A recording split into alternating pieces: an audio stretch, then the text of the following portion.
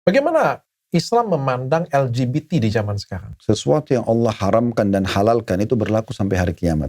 Pelakunya yang melakukan akan kena hukuman yang sama, ancaman yang sama. Kata Nabi SAW begini, bunuhlah hukum mati ya, pelaku homo dan yang dihomoi. Istri Nabi Lut yang mendukung saja, bahkan dia tidak LGBT, dia mendukung LGBT saja, itu mendapatkan hukuman, Pak Ustadz. Betul. Bagaimana cara kita memaknain di masa seperti sekarang, Pak Ustadz? Dukungan seperti apa yang mendapatkan hukuman, Pak Ustadz? Semua dukungan akan punya andil, berarti dia juga punya konsekuensi. Selama yang didukung pelanggaran, berarti dia melanggar.